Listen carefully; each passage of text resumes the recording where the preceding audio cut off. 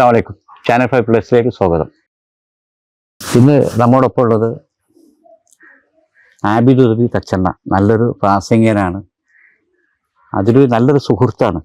സാധാരണ ഞാൻ വളരെ കൊല്ലങ്ങൾക്ക് മുമ്പ് ചെറിയ കുട്ടീനെ കേട്ടൊരു ഒരു അറിയപ്പെടുന്ന ഒരു ഉസ്താദിന്റെ പ്രസംഗത്തിൽ കേട്ടത്, ആലിന്റെ ചുവട്ടിൽ ആല് മുളക്കൂല, ആലിമിന്റെ കൂടെ ആലിമ് നിൽക്കൂല എന്നാണ്. അത് ഞാൻ ആലിമല്ലാത്തോണ്ട് എനിക്ക് കുഴപ്പമില്ല അല്ലേ. അപ്പോ സാധാരണ പലരും പറയാൻ ആസക്ക ഇന്റർവ്യൂവിൽ വല്ലാതെ ഓവറായിട്ട് സംസാരിക്കും, പറയാനുള്ള ആളുകൾക്ക് ചാൻസ് കൊടുക്കില്ല. എന്തായാലും ഇതിലേക്ക് പറയാൻ പറ്റുന്ന ഒരു വിഷയം അല്ലാത്തതുകൊണ്ട് ഇന്ന് നോമ്പിനെ കുറിച്ച്. ഇപ്പോ UAE ഭയങ്കര തണുപ്പാണ്, കേരളത്തിൽ ഭയങ്കര ചൂടാണ്. ഈ ചൂടുള്ള സ്ഥലത്തും തണുപ്പുള്ള സ്ഥലത്തുള്ള ആളുകൾ നോമ്പ് വെക്കണം. അതിൽ രോഗികളുണ്ടാവാം, പല ശാരീരിക പ്രശ്നങ്ങൾ ഉണ്ടാവാം, ഒക്കെ ഉണ്ടാവാം. അപ്പോൾ ഇതിന്റെ ഒരു ശാസ്ത്രീയമായിട്ടൊരു വശം ഉണ്ടാവുമല്ലോ, അതേക്കുറിച്ച് ആബിദ് ഉദവി തച്ചണ്ണ നിങ്ങളോട് സംസാരിക്കും.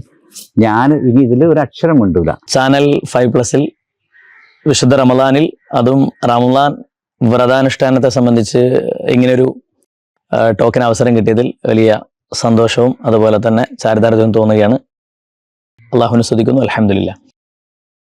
വ്രതം എന്ന് പറയുന്നത് അള്ളാഹു സുബ്ഹാനഹു വ തആല മുസ്ലിങ്ങൾക്ക് നിർബന്ധമാക്കിയിട്ടുള്ള കാര്യമാണ്. ഖുർആനിൽ നമുക്ക് യാ അയ്യുഹല്ലദീന ആമനൂ കുതിബ അലൈക്കുമുസ് സിയാമു കമാ കുതിബ അലല്ലദീന മിൻ ഖബ്ലിക്കും ലഅല്ലക്കും തത്തഖൂൻ എന്ന് കാണാം. സൂറത്തുൽ ബഖറയിലാണ് ആ പരാമർശമുള്ളത്. അപ്പോൾ അള്ളാഹു സുബ്ഹാനഹു വ തആല പറയുന്നത് സത്യവിശ്വാസികളെ എന്ന് വിളിച്ചുകൊണ്ടാണ്. അപ്പോൾ ഇത് ഖുർആനിന്റെ കൂടി മാസമായതുകൊണ്ട് ജസ്റ്റ് ഖുർആൻ സംബന്ധമായിട്ട് 2 വാക്ക് പറയാം. ഈ ഖുർആൻ എല്ലാവരുടേതുമാണ്, മുസ്ലിങ്ങളുടേത് മാത്രമല്ല. ശരിക്കും ഖുർആൻ എന്ന് പറയുന്നത് ലോകത്തെ എല്ലാവരും ഉൾക്കൊള്ളേണ്ട വേദഗ്രന്ഥമാണ് ഖുർആൻ. ഖുർആൻ അങ്ങനെയാണ് അള്ളാഹു തആല പരിചയപ്പെടുത്തിയിരിക്കുന്നത്. ഷഹ്റു റമളാൻ അല്ലദീ ഉൻസില ഫീഹിൽ ഖുർആൻ ഹുദൻ ലിന്നാസ് എന്നാണ് പറഞ്ഞത്. ഫോർ ദി എൻറ്റയർ ഹ്യൂമാനിറ്റി എന്നാണ് അള്ളാഹു തആല ഉപയോഗിക്കുന്ന വാക്ക്. എല്ലാ മനുഷ്യരിലേക്കുമാണ് ഖുർആൻ വന്നിരിക്കുന്നത്. അപ്പോൾ ആ ഖുർആനിൽ അഭിസംബോധന പല രീതിയിലുണ്ടാവുക. ഉദാഹരണം യാ യുഹന്നാസ് എന്ന് ചിലപ്പോൾ പറയും. അത് പൊതുജന ശ്രദ്ധക്കുള്ള കാര്യമായിരിക്കും അതിനകത്ത് പറയുന്നുണ്ടാവുക. അപ്പോൾ യാ യുഹന്നാസ് ഇന്നാ ഖലഖനാകും മിൻ ദക്കരിൻ വ ഉൻസ, നിങ്ങളൊക്കെ പഠിച്ചത് ഒരു ആണിൽ നിന്നും ഒരു പെണ്ണിൽ നിന്നുമാണ്. അത് ഹൈന്ദവനാണെങ്കിലും ക്രൈസ്തവനാണെങ്കിലും മുസ്ലിം ആണെങ്കിലും ഒക്കെ ആണിൽ നിന്നും പെണ്ണിൽ നിന്നാണ് വന്നത്. ഒരു ജനറൽ കാര്യം പറയാൻ അള്ളാഹു തആല ഹേ ജനങ്ങളെ എന്നാണ് വിളിക്കുക. ഓക്കെ, ഇനി ചിലപ്പോൾ യാ അയ്യുഹല്ലദീന ആമനു ദി ബിലീവേഴ്സ് എന്ന് വിളിക്കും. അത് വിശ്വാസികൾ മാത്രം അതിൽ പറയുന്ന കാര്യം ചെയ്താൽ മതി. അതിൽ പറയുന്ന കാര്യം വിശ്വാസികൾ നിർബന്ധമായിട്ട് ചെയ്യേണ്ടതുമാണ്. അതിൽപ്പെട്ട ഒന്നാണ് കുതിബ അലൈക്കുമുസ് സിയാം, നിങ്ങൾക്ക് നോമ്പ് നിർബന്ധമാക്കി എന്ന് പറയുന്നു. ആ പറയുന്ന സമയത്ത് തന്നെ അള്ളാഹു തആല വിശ്വാസികൾക്ക് ഇത് നിർബന്ധമാക്കി എന്ന് പറയുമ്പോൾ എന്തിന് എന്നുള്ള കാര്യം ബാക്കിൽ പറയുന്നുണ്ട്. നിങ്ങൾ തഖ്വയുള്ളവരാകാനാണ്. ഒപ്പം തന്നെ ഒരു സാന്ത്വനപ്പെടുത്തൽ, ഒരു സമാധാനപ്പെടുത്തൽ, ഒരു ആശ്വസിപ്പിക്കൽ അവിടെയുണ്ട്. അതായത് കമാ കുതിബ അലല്ലദീന മിൻ ഖബ്ലിക്കും. ഇപ്പൊ നമുക്ക് ഹൈന്ദവ സഹോദരന്മാർക്ക് നോമ്പുണ്ട്, പക്ഷേ മുസ്ലിങ്ങളുടെ നോമ്പ് പോലെയല്ല. ചില പ്രത്യേകമായ ആഹാരങ്ങൾ വർജിച്ചുകൊണ്ട് നോമ്പ് നോൽക്കുന്നതിനെയാണ് ഹൈന്ദവരുടെ നോമ്പ് എന്ന് പറയുന്നത്. അതുപോലെ തന്നെ ക്രൈസ്തവർക്ക് നോമ്പുണ്ട്, അത് മുസ്ലിങ്ങളുടേത് പോലെയല്ല, എന്നാലും അവർക്ക് നോമ്പുണ്ട്. അപ്പൊ അല്ലാഹു തആല പറയുന്നത് നിങ്ങൾക്ക് മാത്രമല്ല ഈ നോമ്പ്, നിങ്ങളുടെ മുമ്പുണ്ടായ സമുദായത്തിനും ഒക്കെ ഈ നോമ്പ് ഉണ്ടായിരുന്നു എന്ന് പറയുമ്പോൾ ഇപ്പൊ നമുക്കറിയാം, നമ്മൾ ഈ കറണ്ട് പോയാൽ, ഇപ്പൊ നമ്മുടെ സ്വന്തം വീട്ടിൽ കറണ്ട് പോയാൽ നമ്മൾ അപ്പുറത്തെ വീട്ടിൽ കറണ്ട് പോയിനോ നോക്കും. അവിടെ കറണ്ട് പോയി എന്ന് പറഞ്ഞാൽ സമാധാനം എന്ന് പറയല്ലോ. അതിന്റെ അർത്ഥം എന്താ വെച്ചാൽ എല്ലാവർക്കും ഉണ്ട് എന്ന് പറയുമ്പോൾ ഉണ്ടാകുന്ന ഒരു സമാധാനം. അപ്പോ നമുക്ക് മുസ്ലിങ്ങൾക്ക് മാത്രമല്ല മുൻകാല സമൂഹത്തിനും അള്ളാഹു നോമ്പ് ഉണ്ടാക്കിയിരുന്നു, നോമ്പ് എടുക്കാൻ വേണ്ടി അവരോട് പറഞ്ഞിരുന്നു എന്നുള്ളൊരു കാര്യം. അത് പറഞ്ഞിട്ട് പിന്നെ അള്ളാഹു തആല അതിന്റെ ലക്ഷ്യത്തെക്കുറിച്ചാണ് പറയുന്നത്, ലഅല്ലക്കും തത്തഖൂൻ എന്നുള്ളത്. നമുക്ക് ആദ്യം ആ നോമ്പ് സംബന്ധമായിട്ട് പറയാം, എന്നിട്ട് അതിന്റെ ലക്ഷ്യത്തെക്കുറിച്ച് പറയാം. അപ്പൊ നോമ്പിന് കൃത്യമായൊരു ഡെഫിനിഷൻ ഉണ്ട്, ഒരു നിർവചനമുണ്ട്. അതായത് നിശ്ചിതമായ ആളുകൾക്ക്, അപ്പൊ എല്ലാ ആളുകൾക്കും നോമ്പ് നിർബന്ധമില്ല എന്നർത്ഥം. കുട്ടികൾക്കില്ല, അതുപോലെ തന്നെ രോഗികൾക്കില്ല, അവരൊക്കെ അതിന് ഇളവ് നൽകപ്പെട്ടവരാണ്. അപ്പൊ നിശ്ചിതമായ ആളുകൾക്ക്, നിർണിതമായ ആളുകൾക്ക് നിശ്ചിത സമയത്തേക്ക് നിശ്ചിത സംഗതികളിൽ നിന്നുള്ള നിശ്ചിതമായ കൺട്രോളിനാണ് നോമ്പ് എന്ന് പറയുന്നത്. അപ്പോ ഇവിടെ നിശ്ചിതമായ സമയത്തേക്ക് എന്ന് പറഞ്ഞു കഴിഞ്ഞാൽ സുബഹി മുതൽ മഗ്രിബ് വരെയുള്ള സമയമാണ്. അതൊരു പക്ഷേ 12 മണിക്കൂർ ഉണ്ടാവാം, 17 മണിക്കൂർ ഉണ്ടാവാം, വെറും 6-8 മണിക്കൂർ കൊണ്ട് നോമ്പ് തീരുന്നവരും ഉണ്ട്. അപ്പൊ അതാണ് നിശ്ചിത സമയം എന്ന് പറയുന്നത്. അത് ഓരോ ഭൂഖണ്ഡങ്ങളിലെ ഉദയാസ്തമയങ്ങളൊക്കെ നോക്കിക്കൊണ്ട് ബന്ധപ്പെട്ട് നിൽക്കുന്ന കാര്യമാണ് ഈ സമയം എന്ന് പറയുന്നത്. ഇനി നിശ്ചിതമായ ആളുകൾക്ക് എന്നത് നമ്മൾ പറഞ്ഞു, നിശ്ചിതമായ സമയം പറഞ്ഞു, നിശ്ചിതമായ സംഗതികൾ. ഇപ്പൊ നമുക്ക് പാടില്ലാത്തത് അന്നപാനീയങ്ങൾ ഒഴിവാക്കലാണ്, അതുപോലെ വികാര വിചാരങ്ങൾ ഒഴിവാക്കലാണ്. ഇതൊക്കെ ആകുമ്പോഴാണ് നോമ്പ് പൂർണ്ണമാകുന്നത് എന്നർത്ഥം. അപ്പൊ നമുക്കിവിടെ ഈ അന്നപാനീയങ്ങൾ ഉപേക്ഷിക്കുക എന്നുള്ളതാണ് ശരിക്കും ഒരു പുറത്തുനിന്ന് നോക്കുന്ന ഒരാളെ സംബന്ധിച്ചിടത്തോളം നോമ്പ് നോക്കുന്ന ഒരു വ്യക്തിയിൽ നിന്ന് പ്രകടമായി കാണുന്നത് അയാൾ ഭക്ഷണം കഴിക്കുന്നില്ല, വെള്ളം കുടിക്കുന്നില്ല എന്നൊക്കെയുള്ള കാര്യങ്ങളാണ്. നമുക്ക് അത് സംബന്ധമായിട്ടൊന്ന് പറയാം. ഇവിടെ യഥാർത്ഥത്തിൽ അല്ലാഹു സുബ്ഹാനഹു വ തആല അന്നപാനീയങ്ങൾ ഒഴിവാക്കാൻ വേണ്ടി പറഞ്ഞു എന്നുള്ളത് നോമ്പിന്റെ ഒരു പ്രധാനപ്പെട്ട സംഗതിയാണ്. ഇനി അതിന് വല്ല ശാസ്ത്രീയമായ കാര്യങ്ങളുണ്ടോ? ഇവിടെ തന്നെ ശാസ്ത്രീയത നമ്മൾ പരിശോധിക്കുമ്പോൾ ഒരു കാര്യം മനസ്സിലാക്കേണ്ടത്, ഇസ്ലാമിൽ ഒരു നിയമം ഒരു വ്യക്തി ഉൾക്കൊള്ളുന്നത് അതിന്റെ ശാസ്ത്രീയ സത്യങ്ങൾ ശരിയായതുകൊണ്ടോ ശരിയാവാത്തതുകൊണ്ടോ ഒന്നുമല്ല. ഒരു വ്യക്തി യഥാർത്ഥ അടിമയാവുക എന്ന ലക്ഷ്യം പൂർത്തീകരിക്കാനാണ് യഥാർത്ഥത്തിൽ ഇബാദത്ത് ചെയ്യുന്നത്. ഇബാദത്ത് എന്ന് പറഞ്ഞാൽ നമ്മൾ ഉബൂദിയത്താണ്, ഒരു അടിമവൽക്കരണമാണ്. അള്ളാഹു നമ്മളെ കാണുന്നത് ഒരടിമയായിട്ടാണ്, നമ്മൾ അള്ളാഹിനെ കാണുന്നത് ഉടമയായിട്ടാണ്. അപ്പൊ ഉടമയുടെ അടിമ കൃത്യമായിട്ടും ഒരടിമത്തം സ്വീകരിക്കാൻ എന്തൊക്കെ വേണം? അവൻ പറഞ്ഞത് അതേപോലെ കേൾക്കണം. അല്ലാണ്ട് അതിന് പിന്നിൽ ശാസ്ത്രീയതയുണ്ടോ, അതിന് പിന്നിൽ വേറെന്തെങ്കിലുമൊക്കെ ഉണ്ടോ എന്നൊന്നും ഒരു അടിമക്ക് നോക്കേണ്ട കാര്യമേ ഇല്ല എന്നുള്ളതാണ് സത്യം. ഓക്കെ, എന്നാലും നമുക്ക് അതിന്റെ ശാസ്ത്രീയത ഒന്ന് പരിശോധിക്കുകയാണെന്നുണ്ടെങ്കിൽ ഒരുപാട് ആളുകൾ അതിന് ഗവേഷണം നടത്തിയിട്ടുണ്ട്. Fasting can change your life എന്ന് പറഞ്ഞുകൊണ്ട് അതിഗംഭീരമായ വളരെ ശ്രദ്ധേയമായ പുസ്തകം എഴുതിയിട്ടുള്ള ആളുകളുണ്ട്. 2 വ്യക്തികൾ ഒന്നിച്ച് എഴുതിയിട്ടുള്ള ഒരു പുസ്തകമാണ്. വളരെ പ്രധാനപ്പെട്ട ഒരുപാട് വിഷയങ്ങൾ അതിനകത്ത് ചർച്ച ചെയ്യുന്നുണ്ട്. എന്നാൽ ഈ നോമ്പുമായി ബന്ധപ്പെട്ട് ശാസ്ത്രീയമായ കാര്യം പറയണം എന്ന് ഇവിടെ എനിക്ക് അവസരം നൽകപ്പെട്ട സമയത്ത് എൻ്റെ മനസ്സിൽ ഓടുന്ന വളരെ പ്രധാനപ്പെട്ട ഒരു കാര്യം എന്ന് പറയുന്നത് 2016 നൊബേൽ സമ്മാനത്തിന് അർഹനായ ഒരു വ്യക്തിയെ സംബന്ധിച്ചാണ്. യോഷിനോറി ഒഹ്സുമി എന്നാണ് അദ്ദേഹത്തിന്റെ പേര്. അദ്ദേഹം ഒരു ജപ്പാനീസ് ബയോളജിസ്റ്റ് ആണ്, ജീവശാസ്ത്രജ്ഞനാണ്. ആ ഒരു സയൻസിൽ മെഡിസിനിൽ ഈ 2016 നൊബേൽ സമ്മാനം കിട്ടുന്നത് ഈ വ്യക്തിക്കാണ്. അപ്പോ സ്വാഭാവികമായിട്ടും അദ്ദേഹം ഏത് വിഷയത്തിലാണ് ഈ നൊബേൽ സമ്മാനം നേടിയത് എന്ന് കൂടി നമ്മൾ പരിശോധിക്കണം. അദ്ദേഹം നേടിയത് ഫാസ്റ്റിംഗ് ഫോർ ഹെൽത്ത് ആൻഡ് ലോങ്കിവിറ്റി എന്ന് പറയുന്ന ഒരു വിഷയം. ഒന്നുകൂടി പറഞ്ഞാൽ അദ്ദേഹം കണ്ടെത്തിയിരിക്കുന്ന വളരെ പ്രധാനപ്പെട്ട ഒരു കാര്യം ഓട്ടോഫാഗി എന്ന് പറയുന്ന ഒരു സംഗതിയാണ്. ഓട്ടോഫാഗി എന്ന് പറഞ്ഞു കഴിഞ്ഞാൽ മനുഷ്യന്റെ ശരീരത്തിൽ വ്രതം അനുഷ്ഠിക്കുന്നത് മൂലം ഉണ്ടാകുന്ന അതിന്റെ ഒരു ഗുണം എന്ന് വേണമെങ്കിൽ ഒറ്റ വാക്കിൽ നമുക്ക് പറയാം. ഹൈബർനേഷൻ എന്നാണ് കോശങ്ങളുടെ നോമ്പിന് പറയാം. കോശങ്ങൾ ഓൾറെഡി നോമ്പ് നോൽക്കുന്നുണ്ട്. ഇനി നമ്മൾ ഈ നോമ്പെന്ന പ്രക്രിയയിലേക്ക് കടക്കുന്നതോട് കൂടി നമ്മൾ ശരീരത്തിൽ എന്തൊക്കെ മാറ്റങ്ങൾ ഉണ്ടാവുന്നു. ഇപ്പോൾ ഓട്ടോഫാഗി എന്ന് പറയുമ്പോൾ സയൻസിൽ അല്ലെങ്കിൽ ഫിസിയോളജിയിൽ അത് സംബന്ധമായിട്ട് നമുക്ക് കാണാൻ കഴിയും. ശരീരത്തിലെ കോശങ്ങൾ അത് തകരുകയും എന്നിട്ട് അതിലെ സൈറ്റോപ്ലാസത്തിലെ അനാവശ്യമായ അല്ലെങ്കിൽ അധികം ആവശ്യമില്ലാത്ത കോശങ്ങളെ അത് നശിപ്പിക്കുന്ന, ഓട്ടോമാറ്റിക്കായിട്ട് നശിപ്പിച്ച് കളയുന്ന ഒരു പ്രോസസ്സിന്റെ പേരാണ് ഓട്ടോഫാഗി എന്ന് പറയുന്നത്. അപ്പോൾ ഈ അസാധാരണമായ അനാവശ്യമായ കോശങ്ങൾ എന്ന് പറയുന്നത് ഒരുപക്ഷെ അത് സിഎക്ക് ക്യാൻസറിന് കാരണമാവാം, അല്ലെങ്കിൽ മറ്റെന്തെങ്കിലും അബ്നോർമൽ ഗ്രോത്തിന് അത് കാരണമാവാം, ശരീരത്തിലെ പല രോഗങ്ങൾക്കും അത് ഹേതുകമാവാം. അതിനൊക്കെ കൃത്യമായിട്ട് നശിപ്പിക്കുക എന്ന് പറയുന്ന ഒരു ഓട്ടോഫാഗി എന്ന് പറയുന്ന ഒരു പ്രോസസ്സ്, ഈ പ്രോസസ്സ് നമ്മുടെ ശരീരത്തിനകത്ത് നടക്കുന്നുണ്ട് അത്രേ. അത് നോമ്പ് നോൽക്കുന്ന, അതും കേവലം നോമ്പല്ല. അപ്പൊ നമുക്കറിയാം ഹൈന്ദവ സഹോദരന്മാരുടെ നോമ്പ് നമ്മൾ പറഞ്ഞു, ക്രൈസ്തവർക്ക് നോമ്പുണ്ടെന്ന് പറഞ്ഞു, ജൂതന്മാർക്ക് നോമ്പുണ്ട്. എന്നാൽ മുസ്ലിങ്ങളുടെ നോമ്പിന്റെ പ്രത്യേകത എന്ന് പറഞ്ഞാൽ പൂർണ്ണമായിട്ടും വർജിക്കുകയാണ്.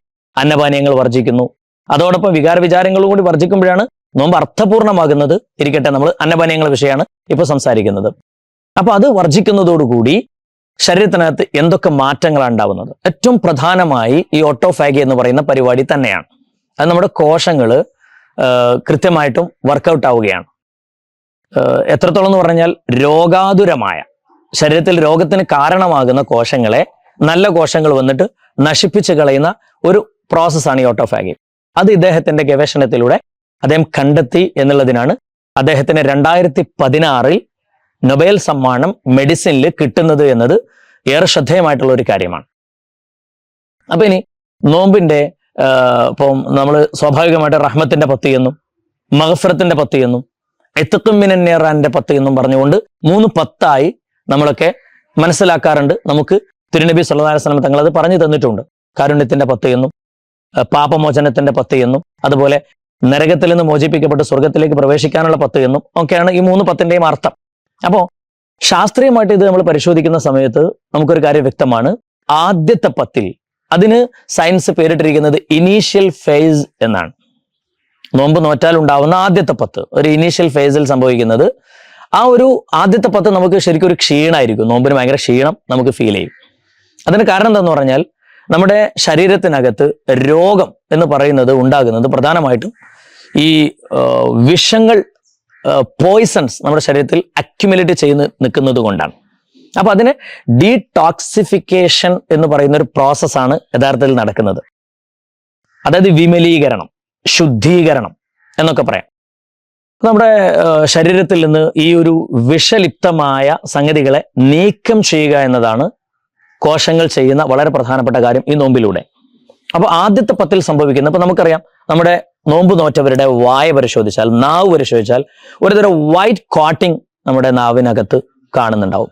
അതൊക്കെ ഈ ശരീരത്തിനകത്ത് നിന്ന് പുറത്തേക്ക് പോകുന്ന ഡീടോക്സിഫിക്കേഷൻ പ്രോസസ് നടക്കുന്ന സമയത്ത് പ്രധാനമായും നമ്മുടെ സ്കിന്നിലൂടെയാണ് അത് പുറന്തള്ളപ്പെടുന്നത് എന്നുള്ളതാണ്.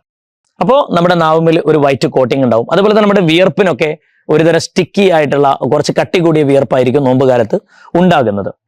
ആദ്യത്തെ ഘട്ടം ഇനീഷ്യൽ ഫേസ് എന്ന് പറയും, രണ്ടാമത്തേത് പ്രോഗ്രസീവ്, മൂന്നാമത്തെ റിക്കവറി. സത്യത്തിൽ ഇവിടെ നടക്കുന്ന ഒരു പ്രക്രിയ എന്താന്ന് പറഞ്ഞു കഴിഞ്ഞാൽ ഈ ഡീടോക്സിക്കേഷൻ ആണ് നമ്മൾ പറയുന്നത്, വിമലീകരണം. അപ്പൊ കോശങ്ങൾ ഈ ഒരു വേസ്റ്റുകൾ പുറന്തള്ളുന്നതിന്റെ ഭാഗമായി, ഈ വിഷാംശങ്ങൾ പുറന്തള്ളുന്നതിന്റെ ഭാഗമായി ചെയ്യുന്നത് ആദ്യത്തെ 10 ഒരു ക്ഷീണം വരുന്നതെന്ന് വെച്ചാൽ അതിൽ ചിലപ്പം നമുക്ക് ആവശ്യമുള്ള സാധനങ്ങളുമൊക്കെ മൊത്തത്തിൽ അതിനെ പുറന്തള്ളിപ്പോവും. മിനറൽസ്, ഇങ്ങനെ പല സാധനങ്ങളൊക്കെ മൊത്തത്തിൽ ശരീരത്തിൽ നിന്ന് നീക്കം ചെയ്യപ്പെടുന്നതിന്റെ ഭാഗമായിട്ട് പോയേക്കും. അപ്പൊ അതിൻ്റെ ഒരു ക്ഷീണം ഫീൽ ചെയ്തേക്കാം. അതുകൊണ്ട് തന്നെ പിന്നെ ഈ സ്കിന്നിലൂടെയാണ് ഇത് പുറന്തള്ളപ്പെടുന്നത് നമ്മൾ പറയുണ്ടായി. അപ്പോൾ നമുക്ക് സ്വാഭാവികമായിട്ടും അവിടെ ഒരു സുന്നത്ത് നമുക്ക് പ്രത്യേകം എടുത്തു പറയേണ്ടതുണ്ട്. റമദാനിൽ രാത്രി കാലങ്ങളിൽ കുളിക്കൽ സുന്നത്താണ് എന്ന് പണ്ഡിതന്മാരൊക്കെ പഠിപ്പിക്കുന്നത് കാണാം. അപ്പോൾ നമുക്ക് ശരിക്കും അത് റബ്ബ് ചെയ്തിട്ട് നന്നായി തേച്ചൊരച്ച് കുളിക്കുന്ന പ്രത്യേകം സുന്നത്താണ്. വിശേഷ നമ്മുടെ സ്കിന്നിന്റെ പുറത്തൊക്കെ തന്നെയും ഈ ഒരു ഡീടോക്സിക്കേഷന്റെ ഭാഗമായിട്ട് ഒരുപാട് വേസ്റ്റുകളും മറ്റൊക്കെ വരാനുള്ള സാധ്യത കൂടി നമ്മൾ അവിടെ കാണണം. പിന്നെ രണ്ടാമത്തെ ഘട്ടം എന്ന് പറഞ്ഞാൽ പ്രോഗ്രസീവ് ആണ്. പ്രോഗ്രസീവ് ഇതിൽ സംഭവിക്കുന്നതെന്ന് പറഞ്ഞാൽ ആ ഒരു ഘട്ടത്തിൽ, അത് രണ്ടാം 10ലേക്ക് നമ്മൾ കിടക്കുമ്പോൾ നമ്മുടെ കഫം ഒരുപാട്, പിന്നെ ആ സമയത്ത് നമുക്കറിയാം ഉള്ളിൽ നിന്നൊക്കെ സൈനസ് നമ്മുടെയൊക്കെ കെട്ടിക്കിടക്കുന്ന ഒരുപാട് കഫങ്ങളുണ്ടാവും. ആ കഫങ്ങൾ കൃത്യമായിട്ട് ശരീരം പുറന്തള്ളുന്ന ഒരു ഘട്ടമാണ് ഈ സെക്കൻഡ് 10ലേക്ക് നമ്മൾ കിടക്കുമ്പോൾ സംഭവിക്കുന്നത്. അപ്പൊ നമുക്ക് ഒരുപാട് തുപ്പാനും അതുപോലെ കഫം നന്നായിട്ട് പുറത്ത് വരാനുള്ള ടെൻഡൻസി ഉണ്ടാവും. അതാണ് രണ്ടാമത്തെ 10ൽ സംഭവിക്കുന്നത്. ഇതൊക്കെ ശാസ്ത്രീയമായിട്ട് നമ്മൾ പറയുമ്പോൾ അതിനൊരു വ്യാഖ്യാനമുണ്ട് എന്നർത്ഥം. മൂന്നാമത്തെ ഘട്ടം എന്ന് പറഞ്ഞാൽ റിക്കവറിയാണ്. അത് ശരീരത്തിന് നമ്മൾ ഈ പുറന്തള്ളപ്പെട്ട ടോക്സിൻസ്, അതല്ലെങ്കിൽ അതിന്റെ വിഷങ്ങൾ, പോയിസൺസ് ഒക്കെ അതൊക്കെ പോയി പിന്നെ ശരീരം ഒന്നുകൂടി ഇമ്മ്യൂണിറ്റി ഒക്കെ ശരീരത്തിന് കൂടി ഒരു നല്ല ലെവലിലെത്തുന്ന മിനറൽസും ധാതുക്കളും അതുപോലെ വൈറ്റമിൻസും ഒക്കെ നന്നായിട്ട് റീസ്റ്റോർ ചെയ്യപ്പെടുന്ന ഒരു ഘട്ടമാണ് തേർഡ് 10 എന്ന് പറയുന്ന മൂന്നാമത്തെ 10. ആ മൂന്നാമത്തെ 10ലെത്തുമ്പോൾ ശരിക്കും പറഞ്ഞാൽ നമുക്ക് ഒരു ആരോഗ്യമൊക്കെ കൃത്യമായിട്ട് ഫീൽ ചെയ്യുകയും മാത്രമല്ല ഒരു എനർജറ്റിക് ആയിട്ട് നമ്മൾ മാറുകയും ചെയ്യും. ഈ നോമ്പ് കൃത്യമായിട്ടും നോറ്റ ഒരാളുടെ ഒരു ഫിസിക്കൽ സ്റ്റെബിലിറ്റിയെ പറ്റിയാണ് നമ്മൾ സംസാരിക്കുന്നത്. ഓക്കെ, ഇപ്പൊ നമ്മൾ നോമ്പിന്റെ ഒരു ശാസ്ത്രീയ മാനമാണ് ഇവിടെ പറഞ്ഞു വെച്ചത്. ഇനി ഇപ്പോൾ യോഷിനോറി എന്ന് പറയുന്ന ആ ഒരു സയന്റിസ്റ്റിന്റെ കണ്ടെത്തലൊക്കെ ആയിട്ട് ബന്ധപ്പെട്ടുള്ള കാര്യമാണ് നമ്മൾ പറഞ്ഞത്. ഇനി നമുക്ക് അള്ളാഹു സുബ്ഹാനഹു വതആല എന്തിനാണ് നോമ്പ് നോൽക്കുന്നത് എന്ന് പറഞ്ഞപ്പോൾ ലഅല്ലക്കും തത്തഖൂൻ എന്ന് പറഞ്ഞു, നിങ്ങൾ മുത്തഖീങ്ങളാവാൻ. ഈ മുത്തഖി എന്ന് പറഞ്ഞാൽ അതിന്റെ അർത്ഥം അറബിയിലുള്ള ഒരു വാക്കാണ് തഖ്വ എന്ന് പറയുന്നത്. നമ്മൾ ഭയഭക്തി എന്നതിനെ മലയാളത്തിൽ ട്രാൻസ്ലേഷൻ പറയും, പക്ഷേ അതിനൊരു ഡെഫിനിഷൻ ഉണ്ട്. ഇംതിസാലു ആമിരില്ല വജ്തിനബു നവാഹിഹി. അള്ളാഹു തആല നമ്മളോട് ചെയ്യാൻ പറഞ്ഞ കാര്യങ്ങൾ നിർബന്ധമായിട്ട് ചെയ്യുകയും ചെയ്യരുത് എന്ന് പറഞ്ഞ കാര്യങ്ങൾ ഇത് മാറി നിൽക്കുകയും ചെയ്യും. ഡൂസും ഡോൺസും ഉണ്ടല്ലോ, നമുക്ക് ചെയ്യാൻ പറ്റുന്നത് ചെയ്യുന്നു, ചെയ്യാൻ പാടില്ലാതെ ചെയ്യാതിരിക്കുന്നു. ഇതാണ് യഥാർത്ഥത്തിൽ തഖ്വ എന്ന് പറയുന്നത്. അപ്പൊ ആ ഒരു പരുവത്തിലേക്ക് മനുഷ്യൻ മാറണമെങ്കിൽ ശരിക്കും അവൻ നോമ്പ് നോറ്റ് അവന്റെ ശരീരം ഒരു ശാരീരികമായ ഒരു ക്ഷമത കൈവരിക്കേണ്ടതുണ്ട്. അതായത് നമ്മുടെ മനുഷ്യന് ശരിക്കും മൃഗീയമായ ചില സ്വഭാവ ഗുണങ്ങളൊക്കെ ഉണ്ട്. ഒരുപാട് കാര്യങ്ങൾ, ദേഷ്യം പിടിക്കുക, അനാവശ്യമായ കാര്യങ്ങൾ ഇടപെടുക, അങ്ങനെ കുറെ. നോമ്പിലൂടെ ഉണ്ടായിത്തരുന്ന 2 കാര്യങ്ങൾ, ഒന്ന് ടോളറൻസ് എന്ന് പറയുന്ന ഒരു കാര്യം, നല്ല ക്ഷമിക്കാനുള്ള ഒരു കപ്പാസിറ്റി, ഒരു കാലിബർ നമുക്ക് ഇതിലൂടെ നേടിക്കാൻ വേണ്ടി കഴിയും. രണ്ടാമത് ഫിസിയോളജിക്കലായിട്ടുള്ള ഒരു സ്റ്റാബിലിറ്റി നമുക്ക് കിട്ടുമെന്ന് പറയുന്നതാണ്. അപ്പൊ എന്തായാലും തഖ്വയുടെ ഡെഫിനേഷൻ പറയുന്നിടത്ത് നമുക്ക് മനസ്സിലാക്കാനുള്ള വളരെ പ്രധാനപ്പെട്ട ഒരു കാര്യം, മൃഗീയമായ കുറെ സ്വഭാവ ഗുണങ്ങൾ നമ്മുടെ ശരീരത്തിനകത്തുണ്ട്, നമ്മുടെ മാനസികാവസ്ഥയുണ്ട്. അത് കംപ്ലീറ്റ് നോമ്പ് കൊണ്ട് മാറിക്കിട്ടും എന്നുള്ളതാണ്. ഇപ്പൊ ഖുർആൻ തന്നെ നമ്മൾ നോക്കി, ആദ്യം തുടങ്ങുന്നത് അൽ-ബഖറ, സൂറത്തുൽ ഫാത്തിഹയ്ക്ക് ശേഷം അൽ-ബഖറ എന്ന് പറയുന്ന അധ്യായമാണ് ഫസ്റ്റ്. അപ്പൊ അൽ-ബഖറ എന്ന് പറഞ്ഞാൽ is A name of an animal, ഒരു ആനിമലിന്റെ, ഒരു മൃഗത്തിന്റെ പേരാണല്ലോ ബഖറ, പശു. ഖുർആനിലെ ലാസ്റ്റ് അധ്യായം നോക്കൂ നിങ്ങൾ, അന്നാസ് എന്നത് പീപ്പിൾ, ജനങ്ങൾ എന്നാണ്. അപ്പം മൃഗത്തിൽ നിന്ന് മനുഷ്യനിലേക്കുള്ള ജനങ്ങളിലേക്കുള്ള ഒരു മാറ്റമാണ് ഖുർആൻ കൊണ്ട് ഉദ്ദേശിക്കുന്നത്. മൃഗീയതയിൽ നിന്ന് മാനവികതയിലേക്ക് എന്ന് വേണമെങ്കിൽ നമുക്കതിനെ ഒറ്റ വാക്കിൽ പറയാം. അപ്പൊ നമുക്ക് ഇൻഷാ അല്ലാഹ് ഇങ്ങനെ വൈൻഡപ്പ് ചെയ്യാം. അതായത് ഒരു മനുഷ്യനെ സംബന്ധിച്ചിടത്തോളം അവന്റെ മൃഗീയ ഭാവത്തിൽ നിന്ന് മനുഷ്യഭാവത്തിലേക്ക് അവനെ മാറ്റിയെടുക്കുന്ന ഒരു സപര്യയാണ് യഥാർത്ഥത്തിൽ നോമ്പിലൂടെ പൂർത്തീകരിക്കപ്പെടുന്നത് എന്നുകൂടി നമുക്കിതിനെ വ്യാഖ്യാനിക്കാം. അപ്പോൾ നമുക്ക് ഇതുകൂടി പറഞ്ഞ് വൈൻഡപ്പ് ചെയ്യാവുന്നതാണ്. അതായത് നോമ്പിലൂടെ കൃത്യമായിട്ടും അല്ലാഹു സുബ്ഹാനഹു വ തആല ലഅലക്കും തത്തഖൂൻ എന്ന് പറയുന്ന തഖ്വ നമുക്ക് കരസ്ഥമാക്കണമെങ്കിൽ, ആ മൃഗീയ സ്വഭാവം മാറി ഒരു മനുഷ്യ സ്വഭാവത്തിലേക്ക് നമ്മൾ എത്തണമെങ്കിൽ ശരിക്കും നമ്മൾ പട്ടിണി കിടക്കണം എന്നാ പറയാം. പട്ടിണി കിടന്നാലാണ് ശരിക്കും ഒരു മനുഷ്യന് ദൈവബോധം ഉണ്ടാവുകയുള്ളൂ, ഭയഭക്തി ഉണ്ടാവുകയുള്ളൂ. ഇപ്പോൾ നമ്മുടെ വയറ് എന്ന് പറയുന്ന ഈ വയറ്റിലേക്ക് ആഹാരം നന്നായി കടന്നു ചെന്ന് കഴിഞ്ഞാൽ തീർച്ചയായിട്ടും സംഭവിക്കുന്നത് മറ്റുള്ള ശരീരത്തിന്റെ അവയവങ്ങളായ കണ്ണ്, കാത്, ഈ അവയവങ്ങളെല്ലാം വേണ്ടാത്ത ഒരുപാട് കാര്യങ്ങൾ ചെയ്യാനുള്ള ടെൻഡൻസിയിലേക്ക് അത് പോവുകയാണ് ചെയ്യുന്നത്. വയറ് നിറഞ്ഞു കഴിഞ്ഞാൽ ശരീരത്തിന്റെ മറ്റ് അവയവങ്ങളൊക്കെ ഉണരും. അതായത് തെറ്റ് ചെയ്യാനുള്ള ഒരു ഭ്രമം അതിന് കൂടിക്കൊണ്ടിരിക്കും. അതേസമയത്ത് വയറ് കാലിയായാൽ ശരീരത്തിന്റെ മറ്റവയവങ്ങളായ കണ്ണ്, കാത് ഇവയെല്ലാം തെറ്റുകളിൽ നിന്ന് മാറി നിന്ന് വളരെ അച്ചടക്കമുള്ള ഒരു സ്വഭാവത്തിലേക്ക് മാറ്റപ്പെടുമെന്നാണ് നമ്മൾ ശരിക്കും മനസ്സിലാക്കേണ്ടത്. അതാണ് പട്ടിണിയുടെ ഒരു മഹത്വം എന്ന് പറയുന്നത്. അതോടൊപ്പം തന്നെ നമുക്ക് അതിനെ ഇപ്പോ ഒരു നാട്ടാന ആയിട്ട് മാറുന്ന കാട്ടാനകൾ, കാട്ടുന്ന് വരുന്ന ആനകളാണല്ലോ നാട്ടാനകളായിട്ട് മാറുന്നത്. ഈ കാട്ടുന്ന് വരുന്ന ആനകളെ ശരിക്കും പറഞ്ഞാൽ നാട്ടാനയാക്കി മാറ്റുന്ന ഒരു പ്രോസസ്സ് ഉണ്ട്. വലിയ കുഴി കുഴിച്ചിട്ട് ആ കുഴിയിലേക്ക് ആനയെ കടത്തിവിടും. അപ്പോൾ ആ കുഴിയിൽ കടന്ന് ആന അവിടെ വീഴുന്ന സമയത്ത് കുറെ നാൾ അവിടെ പട്ടിണി ഇടും. ആന പട്ടിണി കിട്ടിട്ടാണ് ഈ കാട്ടാനയുടെ കാടൻ സ്വഭാവം നാടൻ അല്ലെങ്കിൽ നാട്ടിലേക്ക് ഇറങ്ങാൻ പോകുന്ന ഒരു ആനയുടെ സ്വഭാവത്തിലേക്കായിട്ട് പരുവപ്പെടുത്തുന്നത് ഈ പട്ടിണി കിടക്കുന്നതിലൂടെയാണ്. അപ്പൊ പട്ടിണി എന്ന് പറയുന്നത് സ്വന്തം നമുക്ക് പട്ടിണിയുടെ ആ ഒരു വിഷമ പ്രയാസം മനസ്സിലാക്കാനും അതോടൊപ്പം സമൂഹത്തിന്റെ കാര്യങ്ങൾ, ഒരു സമൂഹം പട്ടിണി കിടന്നാൽ ഉണ്ടാകുന്ന ബുദ്ധിമുട്ട് കാര്യങ്ങൾ മനസ്സിലാക്കാനും ഒക്കെ നമുക്ക് ഉപകരിക്കുന്നതോടൊപ്പം തന്നെ നമുക്ക് അള്ളാഹുവിലുള്ള ദൈവത്തിലുള്ള ഭയവും ചിന്തയും നമുക്ക് കൃത്യമായിട്ടും ഉണ്ടായി കിട്ടാനും കൂടി ഈ വിശപ്പ് അല്ലെങ്കിൽ ഈ പട്ടിണി കാരണമായി ഭവിക്കുമെന്നുള്ളതാണ് നോമ്പ് നൽകുന്ന ഏറ്റവും പ്രധാനപ്പെട്ട സന്ദേശം. അതായത് ലഅല്ലക്കും തത്തഖൂൻ, ദൈവഭക്തി ഉണ്ടാകുന്നത് പട്ടിണി കിടക്കുന്നതിലൂടെയാണ്. ശൈത്താൻ എപ്പോഴും ഭക്ഷണത്തിനെയും അതുപോലെ തന്നെ ആസക്തിയെയും നമ്മളിലേക്ക് അടിച്ചേൽപ്പിക്കുമ്പോൾ പട്ടിണിയാണ് മനുഷ്യനെ ദൈവത്തിലേക്ക് അടുപ്പിക്കുന്നത്. ഓക്കെ, ഇത്ര മാത്രമാണ് ഇസ്മതോട് പറയാനുള്ളത്. എല്ലാവിധ ഭാവങ്ങളും. അസ്സലാമു അലൈക്കും വറഹ്മത്തുള്ളാഹി.